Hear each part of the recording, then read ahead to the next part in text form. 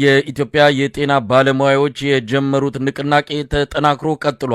በአብይ አህመድ አገዛዝ እየተወሰደ ያለው አፈናና ስርም እንደዚሁ በስፋት እየተካሄደ ነው ያሉ። ማሳደዱ፣ ማፈኑ በየአቅጣጫው ተጠናክሮ ቀጥሏል። የጤና ባለሙያዎችም በአቋማቸው ጸንተው እንደቀጠሉ ናቸው። እንደምንሰማው ከሆነ ጎንደር ሆስፒታል ሙሉ በሙሉ ተዘግቷል። በሐዋሳ ዩኒቨርሲቲ ሆስፒታል እንደዚሁ ሪፈራል የሐኪሞቹ በሙሉ ግቢውን ለቀው ወጥተዋል። በአሁን ሰዓት ፌደራል ፖሊስ ነው ሆስፒታሉን ቅጥር ግቢ ሙሉ በሙሉ የተቆጣጠረው። በየአቅጣጫው ያለው ሁኔታም ተመሳሳይ ነው። እንግዲህ እስቲ በአድማ እየተደረገባቸው ያሉትን ሆስፒታሎች የጤና ማዕከላትን በተመለከተ ያገዛዙ እርምጃ እንዳልኩ በተለያዩ መልኩ ተባብሶ ተጠናክሮ ነው የቀጠለው። በጣም አስገራሚው ነገር አንድ ሱዳናዊ ሐኪምን ጨምሮ ነው 80 በላይ የጤና ባለሙያዎች በእስር ላይ የሚገኙት። እንግዲህ ይሄ ሱዳናዊ ሐኪም በምን ምክንያት እንደታሰረ ምናልባት የአድማው አካል ይሁን ወይም በአጋጣሚ አብረው ስላገኙ ሰሩት በዝርዝር የታወቀ ነገር የለም። አብዛኞቹን ወዳልታወቀ ቦታ ነው የወሰዷቸው። የተወሰኑትን ወደ አዲስ አበባ ማዕከላዊ በሚታወቀው የማሰቃያ ቦታ አምጥተዋቸው ቤተሰብ እንዳገኟቸው አድርገው ከፍተኛ የሆነ ድብደባ እየፈጸሙባቸው እንዳለ ነው የሰማነው። በዚህ ጉዳይ ላይ በስፋት የምንሄድበት ይሆናል። ግን አድማውን በተመለከተ እንግዲህ ተጠናክሮ ቀጥሏል። ዛሬም የጤና ባለሙያዎቹ በአቋማቸው ጸንተዋል። ወደ ሕክምና ማዕከላቸው አልሄዱም፣ ወደሚሰሩበት ቦታ አልሄዱም። በዚህም የተነሳ የሚደርስባቸውን ተቋቁመው አድማውን መቀጠላቸውን ነው እያሳወቁ ያሉት። በዚህም የህብረተሰቡን ድጋፍ ያገኙ ይገኛሉ። በተለያዩ አካባቢዎች የሚታሰሩ ዶክተሮች እንዲፈቱ በመጠየቅ በፖሊስ ጣቢያዎች፣ በሕክምና ማዕከላት ህዝቡ በብዛት እየጠየቀ እንዳለ ነው የሰማ ነው። እስቲ አድማው በምን ሁኔታ እየሄደ ነው ያለው? ትናንት ከመጀመሪያው ቀን ጀምሮ መሳይ እየጨመረ ነው የመጣው። አንዳንድ ሐኪሞች ምናልባት ፍርሃት ያለባቸው የጤና ባለሙያዎች የመጀመሪያው ቀን ላይ ጠዋት ገብተው ነበረ። ከሰዓት በኋላ ቁጥራቸው ቀንሷል። ከዛ በኋላ በሚቀጥለው ቀን እንደዚሁ።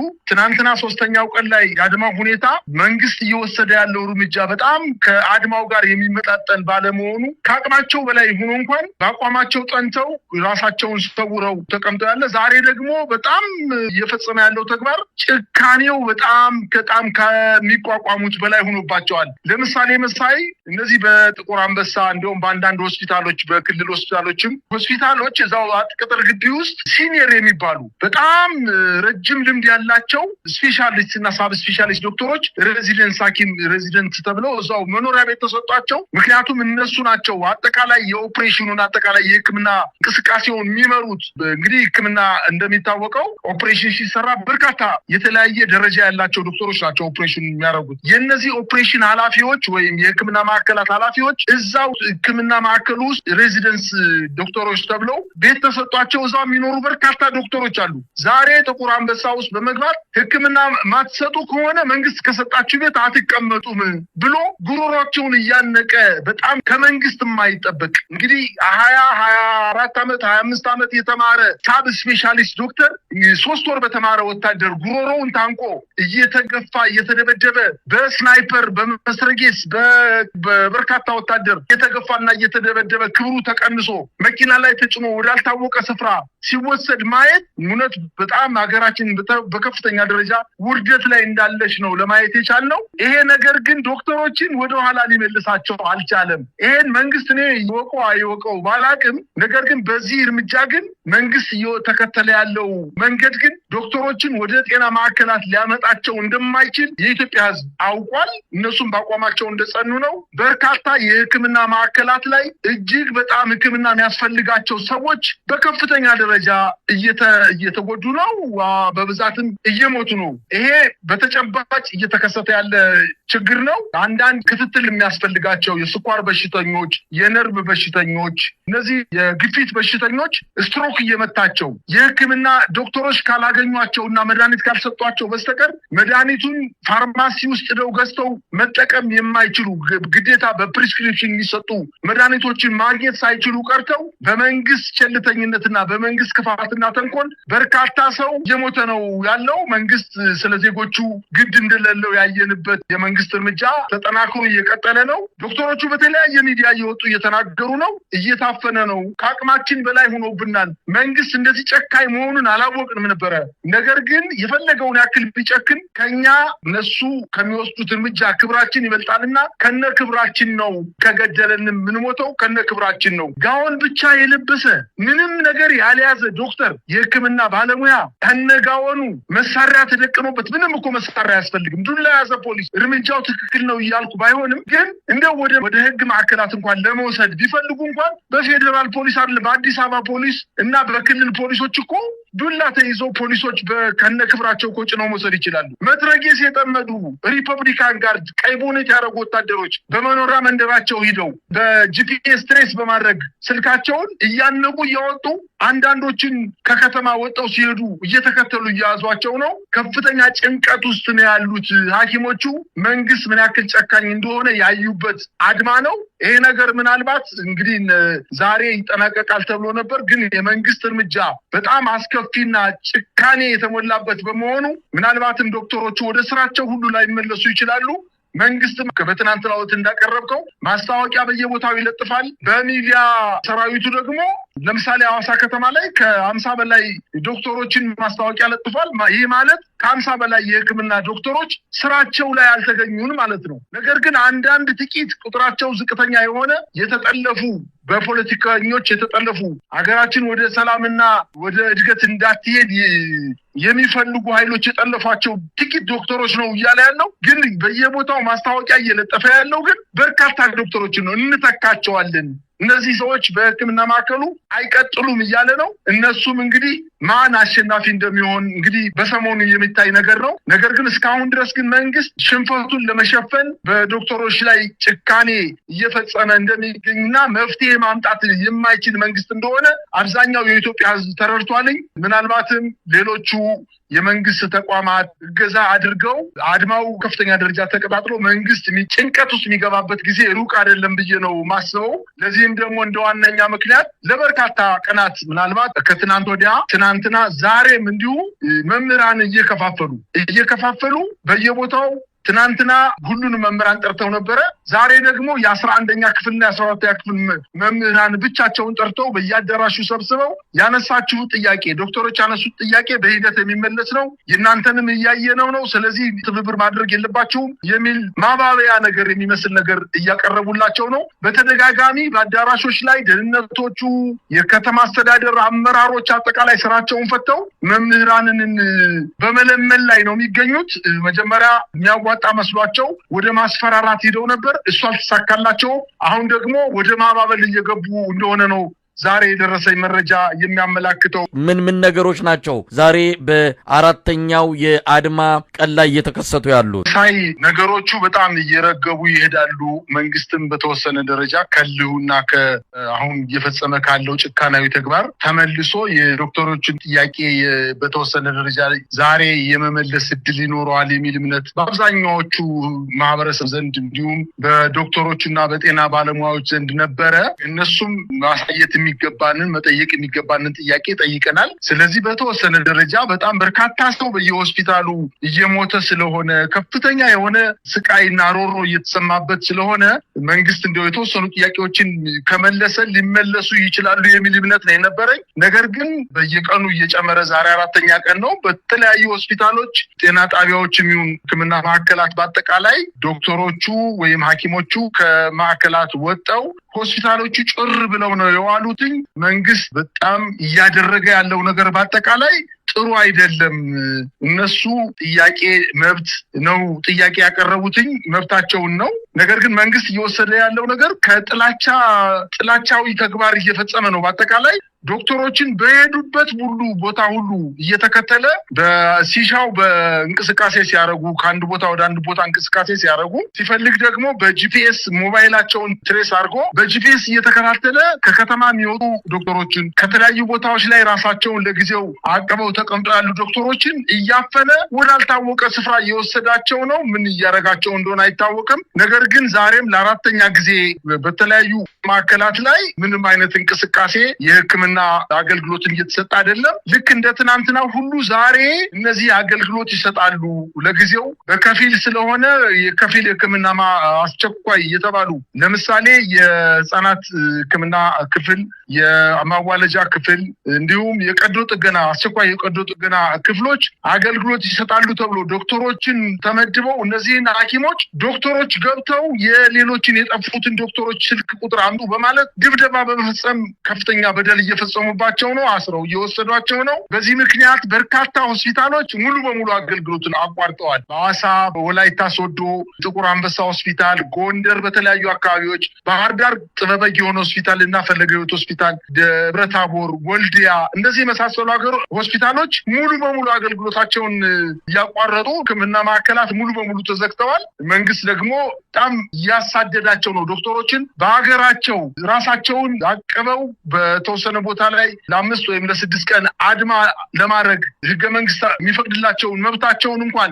እንዳይለማመዱና እንዳይተገብሩ በተቀመጡበትና በቤተሰቦቻቸውና በተለያየ ቦታ እያፈላለገ እየያዘ ወዳልታወቀ ስፍራ እየወሰዳቸው ነው። በአጠቃላይ ግን መንግስት የኢትዮጵያን ህዝብ የሚወክል እንዳልሆነ በእነዚህ በዶክተሮች ላይ እየፈጸመ ያለው ጭካኔያዊ ተግባር አንድ ማረጋገጫ ነው፣ ዋነኛ ማረጋገጫ ነው። ይሄን ነው እየተመለከትኩት። መሳይ እንግዲህ ሌላው በመምህራን ቀደም ሲል አንተም በጠቀስከው በጉራጌ እንደዚሁ መምህራንን ሰብስበዋል። ትምህርት ዘግተው መምህራንና ሰራተኞችን ሰብስበው እንደነበረ ነው ከደረሰን መረጃም ለማወቅ የተቻለው። በዚሁ በጉራጌው የመምህራን ስብሰባ ላይ የማዕከላዊ ኢትዮጵያ ክልል ርዕሰ መስተዳድር አቶ እንደሻው የሚባሉት ሰው ቀደም ሲል የፌዴራል ፖሊስ ኮሚሽን ኮሚሽነር የነበሩ ናቸው። በጭካኔ አፈና ተግባራቸው የሚታወቁ እጅግ ጨካኝ የሆኑ ሰው ናቸው። ብዙ ጊዜ ወደ ጉራጌ አካባቢ ያሉ የመንግስት የጭካኔ እርምጃዎች እንዲወሰድ በቀጥታ ትዕዛዝ ሲሰጡ የነበሩ፣ አሁን ደግሞ የዛው ርዕሰ መስተዳድር ሆነው ከሄዱ በኋላ ደግሞ አጠቃላይ የህዝብን ጥያቄ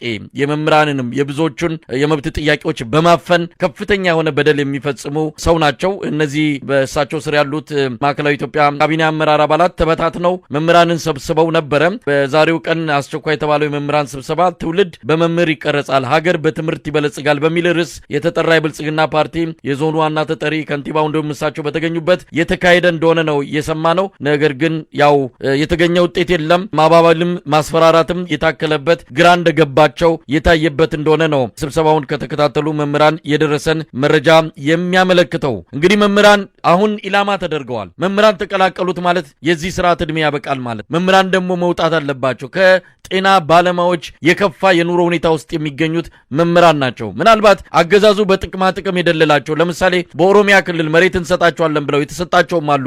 ወደ ከተማ እንዲመጡና በከተማ ባሉ ሃይስኩሎችና በሌሎች ቦታዎች ላይ እስከ ርዕሰ መምህር ዩኒት ሊደር እንዲሆኑ ያደረጓቸው አንዳንድ ሰዎች አሉ። በእርግጥ በቁጥር አነስተኛ ቢሆንም ተጽዕኖ በመፍጠር የስርዓቱን ጭቆና በትምህርት ቤቶች ውስጥ እንዲሰፍን በማድረግ የመምህራንን ድምፅ የሚያፍኑ እንዳሉ ይታወቃል። ግን ያም የጊዜ ጉዳይ እንጂ መበጠሱ መሰበሩ አይቀርም። ስለዚህ መምህራን መውጣት አለባቸው። ወታደሩ መውጣት አለበት። የቀበሮ ጉድጓድ ተኝቶ ጀነራሎቹ የ300 ሚሊዮን ብር ሰርግ የሚደግሱበት ምንም አይነት ምድራዊ ምክንያት የለም። ወታደሩ መነሳት አለበት። ሁሉም ለኢፍታዊነት እንዲቆም ኢትዮጵያ ውስጥ መጠየቅ አለበት። ከዚህም ከዛም ሲነሳ አገዛዙ ጫና ይፈጠርበታል። እጁ ተጠምዝዞ ለለውጥ ይነሳል። ምናልባትም ስልጣኑን ለህዝብ ያስረክባል ተብሎ ነው የሚጠበቀው። እስቲ በአጠቃላይ የሌላው የህብረተሰብ ክፍል ስሜት ምን ይመስላል? አዎ ይኸው እያየን ነው። ከግራ ቀኝ ድጋፍ እያገኙ ነው፣ ግን በሚፈለገው መጠን እየመጣ አይደለም። ምናልባት ከቀናት በኋላ የተወሰነ ለውጥ ይኖራል ብለን እንጠብቃለን። መሳይ 1000 ኪሎ ሜትር በአንድ እርምጃ ይጀመራል ነው የሚባለው እና በሂደት 1000 ኪሎ ሜትር ላይ ይደርሳል ሰው። እየተደረገ ያለው ነገር ምናልባት ከታሪክን ወደኋላ ተመልሰን ስንመለከት በ1953 ዓመተ ምህረት የተደረገው በነመንግስቱ ንዋይ ጊዜ የተደረገው መፈንቅለ መንግስት በዋናነት ወታደሩ ነበረ። በተለይ ከሻለቃ በታች ያለ ወታደር ራበን ጠማን፣ በበረሃ ውስጥ እኛ ኢትዮጵያን አንድ አድርገን ከጠላት እየተከላከልን፣ ነገር ግን ጀነራሎች ናቸው ህይወታቸውን በዘመናዊ መልኩ እየኖሩ ያሉ። የጀነራል ቤተሰቦች ናቸው በመከላከያው ደሞዝና በመከላከያው በጀት ላይ እየተጫወቱበት ያለው የሚለው የታፈነ ቢመስልም እነዚህ የኢትዮጵያ የአብዮት መሪዎች የሚባሉ ወንድማማቾቹ የሚሆኑ የተለያዩ ባለስልጣናት በመንግስት ቢገደሉ ከዛ በኋላ 66 ላይ የመጣው አብዮትም አሁን ደርግ የሚባለው እኮ ከሻለቃ በታች ያሉ ሻለቃና ከሻለቃ በታች ያሉ ወታደሮች በደሉ በጣም ስለከፋባቸው ደርግን ኃይለ ሥላሴን ያስወገዱት ከሻለቃ በታች ያሉ ወታደር ያነሳው አመጽ ነው። ግን የወታደሩ ብቻ አመጽ አይደለም መንግስትን ወይንም የንጉሱን ስርዓት ወደ መገርሰስ የሄደው የወታደሩ መሪ ይሁን እንጂ ወይም ከሻለቃ በላይ በታች ያሉ ወታደሮች ተደራጅተው መንግስትን ለመጣል እንቅስቃሴ ቢያደርጉም በኋላ ግን የዩኒቨርሲቲ ተማሪዎች፣ ነጋዴዎች፣ በአጠቃላይ የገበሬው አመጽ በጣም ከባድ ነበረ። መንግስትን ልክ እንደ ተኩላ አውሬ እንደሚበላ ተኩላ በጋራ ብጭቅጭቅ አድርገው ባልታሰበ ሰዓት ንጉሱ ከስልጣን የወረዱበትን በታሪክ መጽሐፍት በድርሳናትም አንብበናል። ይሄ ነገር ሁሉም በአንድ ጊዜ ይነሳል ማለት አይደለም። አንዱ ይጀምረዋል። ሁል ጊዜ አብዮቱ የሚመራው የተወሰነ ሰው ነው፣ የሚከተለው በርካታው ሰው ነው። ይሄ ምልክቶችን እያየን ነው። አሁን መምህራን አድማው ሲነሳ በተመሳሳይ ጋውን የነጭ ጋውን አብዮት የሚባል ነገር ስለመጣ መምህራን ላይ ከሕክምና ባለሙያዎች ባልተናነሰ መልኩ እርምጃ ለመውሰድ ጥረት ቢያደርግም በርካታ በሚሊዮን የሚቆጠር መምህራን ስላለ ይሄንን እንደማይዘልቀውና በዚህ አካሄድ ስህተት እየሰራ እንደሆነ በሕክምና ባለሙያዎች ላይ ስላወቀ መምህራንን በመለመን ላይ ነው የሚገኘው። ነገር ግን ውሃ እያሳሳቀ ነው እና የሚወስደው ምናልባት መንግስት ያላቸውን ነገር አምነው ደሞዝ ይጨመራል፣ ቤት እንሰጣቸዋለን፣ የተለያዩ ጥቅማ ጥቅሞችን እናስከብርላቸዋለን ብሎ መምህራን ቢደልልም ይሄ ሁሉ ለልፋታቸው የሚገባቸው ዋጋ ነው እንጂ የመንግስት ችሮታ አይደለም። ቦታ በማንኛውም መምህር ብቻ አይደለም በቾክ አይኑ እየጠፋ ያለ ደሞዝ እየራበው ቁርሱን ሳይበላ እያስተማረ በተማሪዎች እንዲደፈር አድርገው የመምህርን ክብር አዋርደው ዝቅ አድርገው መምህር በኢትዮጵያ ሙሉ በሙሉ እስኪጠላ አማራጭ የሌለው ምሁር ብቻ መምህር እንዲገባበት ተደርጎ አይደለም። ማንኛውም ዜጋ በኢትዮጵያ ሀብት ንብረት አፍርቶ መሬት ተመርቶ ቤት ሰርቶ አቅም ያለው የመኖር መብት አለው። ይህን ደግሞ መንግስት የመጠበቅ መብት አለው። ይህን ሀብት የመጠበቅ መንግስት ግዴታ አለበት። ችሮታ አይደለም፣ ህገ መንግስታዊ መብት ነው። ደሞዝ መጨመር፣ ሌሎችንም ጥቅማ ጥቅም የማግኘት መብት የሲቪል ሰርቪስ ሰራተኛው መብት ነው። አጠቃላይ የኢትዮጵያ ህዝብ ከሚገኘው ገቢ የመካፈል መብት አለው። ይህን መብት ደግሞ መንግስት ሰጭም ነሽም አይደለም። ስለዚህ እንደ ችሮታ ቆጥረውት እንደ ስጦታ ቆጥረውት ነገ ደሞዝ ይጨመረናልና በሚቀጥለው በጀት የትምህርቱ ስርዓት ተሻሽሎ ገንዘብ ጨምሮልን ቤት ተሰጥቶን ምናምን የሚባል ነገር በፍጹም ይህ መንግስት ለዛ የተፈጠረ መንግስት አይደለም። ሲወለድ ጀምሮ ገና በጦርነት የተወለደ በአመጽ የተወለደ መንግስት ስለሆነ ልክ እንደ እናቷን በልታ እንደምትወለድ እንስሳ አለች፣ አንዲት እንስሳ። እንደዛ እንስሳ ራሱን በልቶ የመጣና ለኢትዮጵያን ህዝብ ለመብላት ከፍተኛ ጥረት እያደረገ ያለ መንግስት እንደሆነ አውቀው የሚናገረውን ተቀብለው አምነው ቁጭ ካሉ ቁጭ እንዳሉ ነው የሚቀሩት። መነሳት የለም ከዛ በኋላ። ስለዚህ ይሄኔ በዚህ ሰዓት ማድረግ የሚገባቸውን ትንሽ መስዋዕትነት ለሀገር፣ ለወገን፣ ለትውልድ መክፈል የሚገባቸውን መስዋዕትነት ከዶክተሮቹ ጋር በጋራ በመሆን አብረው እንቅስቃሴ ቢያደርጉ ነው የሚሻለው። ደሞዝ ተራ ነገር ነው። ከደሞዝ በላይ መምህራን ክብራቸው ተዋርዷል። ማንኛውም መምህር ዛሬ ትምህርት ቤት ሲያስተምር በተማሪዎቹ እየተሾፈበት በተማሪዎቹ እየተቀለደበት ይባስ ብሎ ድሮ እንዲያውም መምህራን የተማሪ ምግብ እየበሉ ቋጥሮ የሚሄደው ምግብ እየበሉ እየተባሉ በስብሰባ ላይ የሚሰደቡበት፣ አሁን ደግሞ መንግስት ያንን የበለጠ ክብር የሚቀንስ ነገር በሳህን ከተማሪ ጋር ዘይትና ሽንኩርት የሌለው ሽሮ እያቀረበ ይሄው አቅርቤላቸዋለሁ አብልቻቸዋለሁ እያለ በቪዲዮ እየቀረጸ እያስተላለፈ እውነት እነሱ እንዳሉት ሀገር የምትቀረጸው በመምህር ነው። እውነት ነው። ይሄ እኮ እውነት ነው። ግን እነሱ በመምህር እንዲቀረጽ መሽፈቀዱ በእኛ ብቻ በካድሬ ብቻ ነው ሀገር የምትመራው የምትቀረጸው በብልጽግና ፓርቲ ብቻ ነው። ብልጽግና ያለውን ትሰማለህ፣ ብልጽግና ያሰበውን ታስባለህ፣ ብልጽግና ቁጭ በል ሲል ትቀመጣለህ፣ ተነስ ሲል ትነሳለህ። ከዛ ውጪ ሀገር በሌላ አትመራም ብለው እድሉንም እንኳን አልሰጡትም ለመምህር። ስለዚህ እድል እንዲያገኝ የበለጠ የተሻለ አቅም እንዲኖረው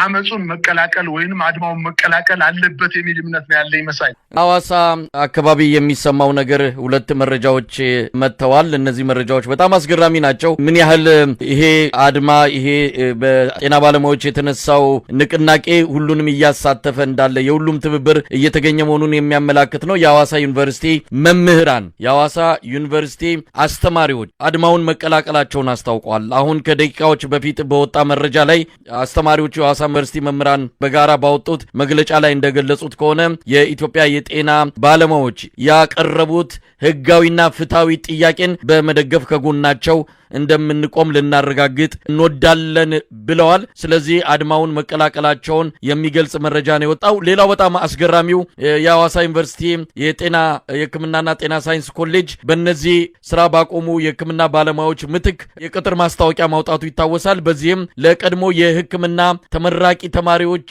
ጥሪ አድርጎላቸው ነበረ።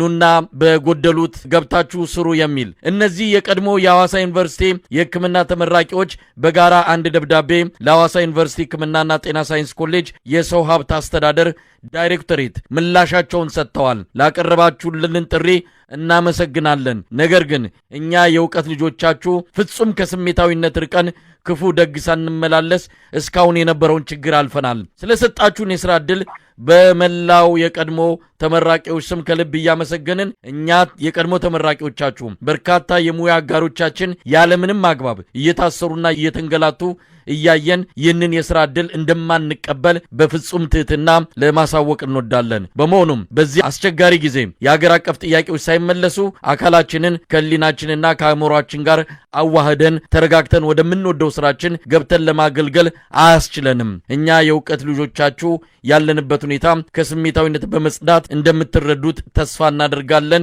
የ2024-2025 ተመራቂ ሐኪሞች ይላል ለሐዋሳ ዩኒቨርሲቲ ሕክምናና ጤና ሳይንስ ኮሌጅ በጋራ ያስገቡት ደብዳቤ እጅግ የሚደንቅ ነው። መተባበሩ ከግራ ከቀኝም እየመጣ ነው። እንግዲህ በቀጣይ አገዛዙ ጭቆናውን አፈናውን ባጠበቀ ቁጥር በርካታ አጋር የሆኑ ኃይሎች ይህንን አድማ እንደሚቀላቀሉ ይጠበቃል። እንግዲህ በጣም አስደናቂ ነገር ነው እየሰማን ያለ ነው። ምናልባት በዚህ ላይ አስተያየት መስጠት ይቻላል። መስታይ የህመም የሌላውን ህመም የሚሰማው ዜጋ የመለሰው መልስ ነው ማለት ይቻላል። በአጠቃላይ በሐዋሳ እንደ ምሳሌ ጠቀስክ እንጂ በበርካታ አካባቢዎች ተሞክሮ ነበረ። ነገር ግን የሕክምና ባለሙያዎች የራሳቸው ያስተማሯቸው እነሱም ያስተማሩት ዶክተሮች በእነሱ እንጀራና ጉሮሮ ላይ ቁመው በእነሱ ስቃይና መከራ ላይ ቁመው የራሳቸውን ኑሮ ሊያደላድሉ የሚችሉበት ባለመሆኑና ነግመኔም ነው በማለት ነገም ይህ እርምጃ በእኔ ላይ የሚደረግ ነው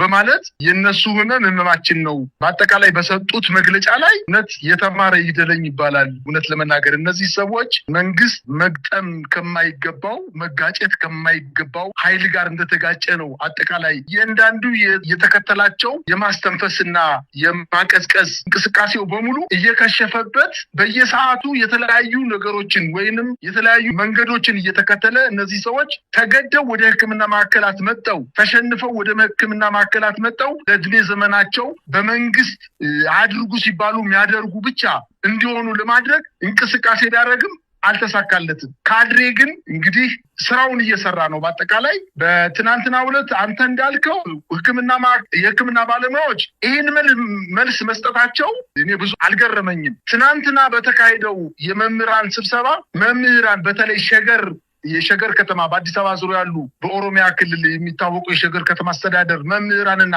በአዲስ አበባ ከተማ በአንዳንድ ትምህርት ቤቶች ላይ የተነሱ ጥያቄዎች አንደኛ መንግስት የሕክምና ዶክተሮች ወይም አጠቃላይ የሕክምና ባለሙያዎች ያቀረቡት ጥያቄ ምንም አይነት ፖለቲካዊ ይዘት የለውም። ለምንድን ነው እናንተ ወደ ፖለቲካ የቀየራችሁት? ሁለተኛ ነገር እኛን ለምንድን ነው የምታስፈራሩን? እነሱም ይሁን እኛ ነገ ይህን ጥያቄ ብናቀርብ ፖለቲካ የሚሆነው ምኑ ላይ ነው? እኛ ኑሯችን ይሻሻል፣ በለፋነው ልክ መንግስት ደሞዝ ይክፈለን፣ በመንግስት አደኩ ባለው መጠን ልክ መንግስት ዝጎማና ጥቅማችን ሊከበርልን የሚገባ ነው ብለን በመጠየቃችን የቱ ላይ ነው ፖለቲካ? ሁሉ ነገር ለካድሬ ፖለቲካ ስለሆነ ይህንን ነገር ሀሳባችሁን አሁን ያስፈራራችሁትን የዛታችሁብን ነገር ካለነሳችሁ እኛም ነገ እንወጣለን እንደነሱ አድማ እናደርጋለን የሚል ምላሽ በመስጠታቸው በዶክተሮች ላይ የወሰዱትን እርምጃ ሳይሆን ዛሬ መልሰው ጠርተው ሁለተኛ ጠርተው ልመና ነው የጀመሩ። እባካችሁ ያነሳችሁ ጥያቄ ትክክል ነው፣ መንግስትም እያየው ነው። የመምህራንን ጥያቄ በሚቀጥለው ዓመት የተለያዩ ጥቅሞችን መሬት በመስጠት አንዳንድ ሽልማቶችን በመስጠት የደሞዝ ማሻሻያ በማድረግ ጥያቄዎቻችሁን ለመመለስ ዝግጁ ሆኗል። መንግስት ለዚህም በጀት ለማጥረግ እንቅስቃሴ እየተደረገ ነው የሚል የማታለያ መልስ እየሰጧቸው ነው። ዶክተሮቹ ያነሱት ጥያቄ መሪ ቢሆንም እየተከተላቸው ያለው የተለያዩ ተቋማትና የተለያዩ መስሪያ ቤቶች ተከትለዋቸው ወደ አድማው ሊመጡ እንደሚችሉ ዋነኛ ማሳያ ዛሬ ስብሰባ የተደረገበት እና መንግስት በተወሰነ ደረጃ ተንፍሶ ማለት ነው ተንፍሶ ከጉልበቱ ተብረክርቆ አስተማሪዎችን ሲለምን ነው የዋለው። ለይተው ነው የጠራቸው። በአጋጣሚ 11ኛ እና 12ኛ ክፍል መምህራን ብቻ ጠርተው ነው ወደ ልመና የገቡት። ምናልባትም ዶክተሮቹ ብቻቸውን እንዳልሆነ እንዲሁ ማሳሰብ ፈልጋለሁ። የሕክምና ማዕከል የሚሰሩ የጤና ባለሙያዎች አጠቃላይ የሲቪል ሰርቪስ ሰራተኛው ከጎናቸውና ከኋላቸው ሊከተላቸው እንደሚችል እነሱም መገንዘብ አለባቸው። በአጠቃላይ መንግስት በሕክምና ማዕከላት ባለሙያዎች ላይ እየወሰደ ያለው እርምጃ ሕክምና ባለሙያዎችን ብቻ ሳይሆን አጠቃላይ የኢትዮጵያን ተስፋ የሚያስቆርጥና ወደ ሌላ መፍትሄ ሊወስድ የሚችል መሆኑን ነው ማየት የቻልኩት። አገዛዙ አንድ ሰነድ አዘጋጅቷል። የጠላት አዲሱ የትግል ስልትና የመመከቻ አቅጣጫዎች በሚል በአዲስ አበባ ብልጽግና ፓርቲ ቅርንጫፍ ጽህፈት ቤት የተዘጋጀ ነው። በየደረጃው የሚገኙ አመራሮችና አባላት ከወቅታዊ ጉዳይ አንጻር ለውይይት የቀረበ ሰነድ እንደሆነ የሚገልጽ ነው። ሽፋኑና ማውጫው ነው ለጊዜው ያገኘ ነው።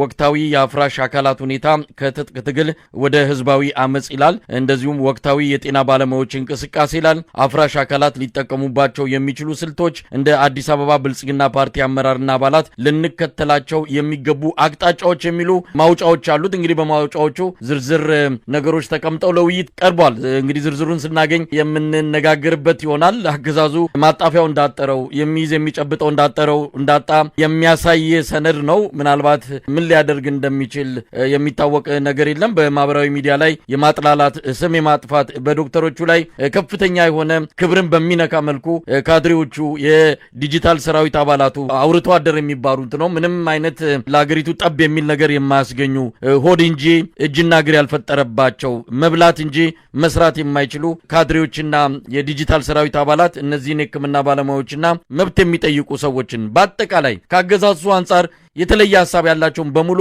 በጠላትነት በመፈረጅ በክብረ ነክ ስድቦች የታጀቡ ነገሮችን ነው በየቦታው ላይ ያንጸባረቁ ያስተጋቡ የሚገኙት። ለማንኛውም በዚህ ተሸማቆ መብቱን ከመጠየቅ ወደ ኋላ የሚል የለም። እንግዲህ ያው የጤና ባለሙያዎቹ አጠቃላይ የጀመሩት አድማ ምንም እንኳን በአገዛዙ ስርና ወከባ ቢመጣበትም ነገር ግን ከመደበኛ ወይም ደግሞ ከጀመሩት እንቅስቃሴ ወደ ኋላ የሚያደርጋቸው አይደለም። የሐዋሳ የዩኒቨርሲቲ መምህራንና የቀድሞ ተመራቂዎች ይወሰዱት አቋም በጣም ባሪያነቱ ሊነሳ የሚገባው ነው። በነገራችን ላይ በሃዲያ ዞን እንደዚሁ ተማሪዎች ሰልፍ አድርገዋል።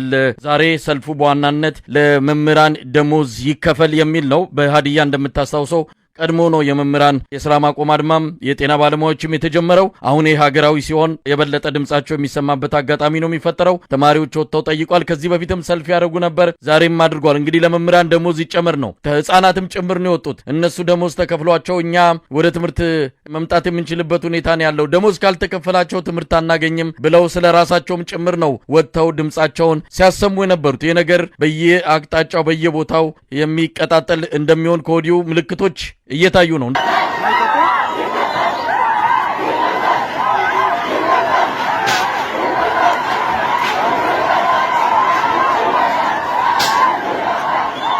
መሳይ መምህራን እና ሕክምና ባለሙያዎችን እንደው ለንጽጽር ማስቀመጥ አይገባንም ነበረ። ግን ማነጻጸር ከቻልን ከሕክምና ባለሙያዎች የባሰ የኢትዮጵያ መምህራን በመንግስት ከፍተኛ በደል ደርሶባቸዋል፣ ተሽፎባቸዋል፣ ተቀልዶባቸዋል፣ እንዲራቡ ተደርገዋል። በተለያየ መንገድ ፖለቲካ ውስጥ ሲገቡ አብዛኛው መምህር ፖለቲካ ቀድሞ የገባው በመሆኑ በተቃዋሚ የፖለቲካ ድርጅቶች አብዛኛዎቹ አባላት መምህራን ነበሩ ወይም መምህራን ናቸው እና እነዚህን ሰዎች መንግስት ሲደቁሳቸው ሲያርቃቸው ባይተዋር ሲያረጋቸው ነው የነበረው። እንግዲህ አሁን ደግሞ ወደ ዶክተሮቹ ዙሯል። አንዱ ዶክተር ዛሬ ሲናገር የተደመጠው ምንድነው? በባዕድና በጠላት ሀገር ያለው እስኪመስለኝ ድረስ ኢትዮጵያ ሀገሬ አልመስልህ አለችኝ። ምክንያቱም እያሳደዱኝ ነው። አዲስ አበባ ከተማ አንዴ ከአክስት ቤት፣ አንዴ ከአጎት ቤት፣ አንዴ ከጓደኛ ቤት እየተንከራተቱ ክትትል እያደረጉብኝ ነው። ስሜን መጥቀስ አልፈልግም። ነገር ግን መንግስት እየጨካኝ እንደሆነ ዛሬ ነው የተረዳሁት ገና ብሏል። ሐኪሞች እንደዚህ ይበሉ እንጂ የጤና ባለሙያዎች እንደዚህ ይበሉ እንጂ የኢትዮጵያ መምህራን በደሉ ከደረሰባቸው፣ ስቃዩ ከደረሰባቸው፣ ባይተዋር ከሆኑ፣ ከተገፉ፣ ከተዋረዱ ግን ረጅም ዓመታት ይህ ስርዓት ከመፈጠሩ ፊት መምህራን በአደባባይ ሲዋረዱ፣ በተማሪዎቻቸው ሲገመገሙ፣ በአግባቡ አታስተምርም ብቻ አይደለም ተማሪ እንዲታረጋለህ አስተማሪ እርሰ መምህርን ታንገራጥጣለህ፣ ጥያቄ በተለያየ መንገድ ታቀርባለህ እየተባሉ ሲዋረዱ ነው የኖሩት በአጠቃላይ። ስለዚህ እኔ የመምህራን አድማ ከተነሳ ከሐኪሞች ወይም ከጤና ባለሙያዎች በላይ በመንግስት ላይ ከፍተኛ ጉዳት የሚያደርስ በመሆኑና ማንኛውም ወይም እያንዳንዱ መምህር ይሄ ስርዓት እንዲወድቅ የሚፈልግ ካለ ህይወቱ አይደለም ከሰዓቱ በተፈጥሮ ከተሰጠው በአንድ ቀን 24 ሰዓት ካለው ውስጥ ግማሹን ከቤቱ ተቀምጦ አድማውን ወደ ትምህርት ቤት ባለመሄድ ቢቀላቀል